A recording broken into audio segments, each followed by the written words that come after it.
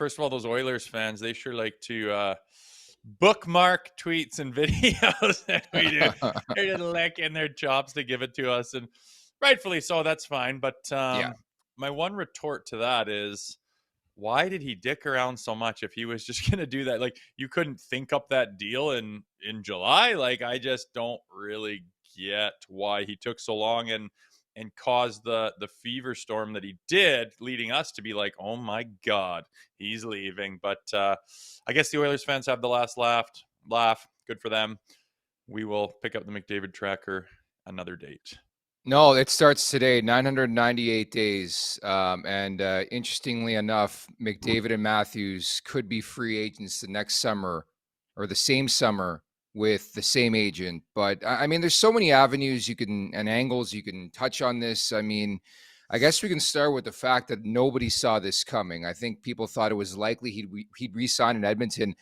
But 12 and a half, effectively a 10-year deal at 12 and a half per season. I mean, I love McDavid putting it on the line saying, hey, I'm doing this for the team. I want to win. Here's 3 years. Let's win. If not, then I'll have to maybe look elsewhere. Yeah, it is a hometown discount. I mean, he's not joking when he says all he cares about is winning.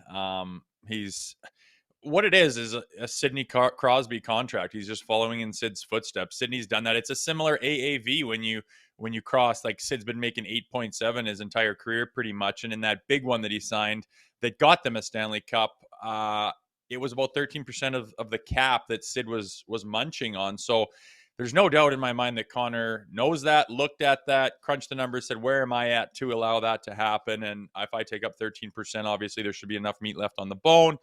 And now, honestly, there's no way anyone can ever say anything bad about McDavid, no matter what happens in Edmonton, whether he leaves, even during that contract. I mean, he could play the next 2 years, and then in year 3, which is year 2 of that extension, he could leave. And as our buddy Zach said, he's like, what if he leaves and says, hey, we're not winning a cup. We didn't win a cup. I tried to win you a cup. I don't want to leave you high and dry. I'm making 12 and a half. Every team in the entire league would take me at that. Let's give you a shitload of prospects or draft picks or whatever it is that you need, and I'll make my departure that way. And I can't imagine he would leave anything but fans thinking he did everything he possibly could to help the city of Edmonton.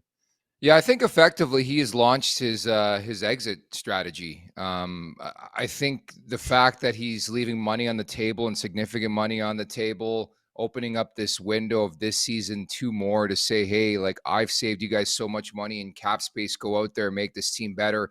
Let's try to win in Edmonton. I'm right there with you. I don't know how Oilers fans can slag this guy. I think by then, after the end of this contract, it'll be like 13 seasons. He'll be like, what, 32? I think it's actually pretty brilliant, because if at that point in time he's like, I need a change of scenery, I don't know how people are going to shit on him there. He's given everything. He's done everything. He just did this. I mean, this is the most selfless act I've maybe seen in NHL history in the salary cap era. Like, it really is. This guy's the best player on the planet. He could have easily commanded at least $20 million per season, and he's getting paid like Marner money, dude.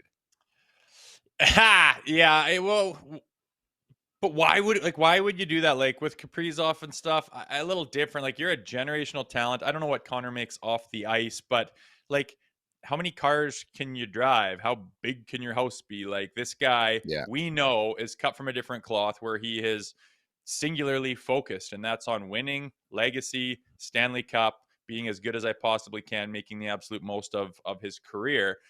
So to take 20 million would just be like, okay, well, you better go buy another boat, because that's all that's all you've got. You're not winning anything. You can't win with a guy making over $10 million apparently in the NHL in the salary cap era. Nobody has. So 20 million, you're toast.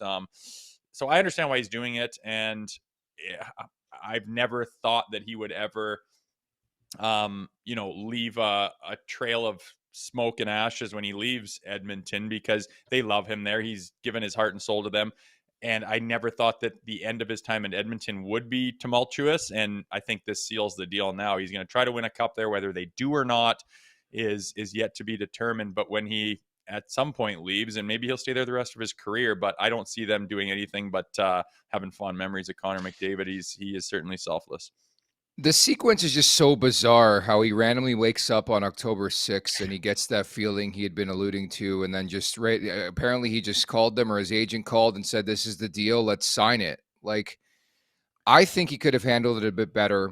Having said that, I understand the strategy by both parties right now. For Edmonton, just give me the terms. We're ready to sign whenever you are. And if you're McDavid, you're calling your shot. I mean, you're figuring this out. But I think that this just adds more pressure on this team to perform and to win. But I'm still not losing hope and dream that McDavid's going to be a Maple Leaf one day. I think it's just going to happen in a couple more years, though, sadly. Well, he sure made us look dumb by tiptoeing around and saying all that shit that he said and then being like, "Nah, I'll take 12.5 for a couple of years." I don't know why that couldn't have happened earlier, but he's certainly, in my mind, and I was vocal about it, and in my mind, it was for good reason. I thought, oh my God, you don't say this stuff if you don't have hesitations of re-signing, and you're setting the table of, slow rolling the idea that you're going to play this season out and move on. Obviously I was wrong, but again, I don't understand why all of a sudden, like you said, he woke up one day and said 12.5 for 2. Like, imagine being the organization of the Edmonton Oilers being like, oh my God, like, he's not signing. We're asking him what he wants. We're offering him the world and he still won't take it. Like, where is this going to leave us? And then he's like, hey guys, how does 12.5 for 2 sound? Like, you're like, what's going on right now? But good for Oilers fans. I had a bunch of texts come in saying, from Oilers fans, like, hallelujah. But not as much as my mentions on Twitter with, well, let's just be honest, dickheaded Oilers fans just ripping me to shreds for thinking he's going to leave. But I don't play that game. I try to predict the future. I try to see what the writing on the wall is. And obviously we got that one wrong. Make sure to check out more of our content right here on the Leafs Nation YouTube page. We got long form interviews. We got clips. We got epic rants by Jay Rosehill. We simply have it all. And don't forget, you can find out much more at theleafsnation.com. Thanks so much for watching.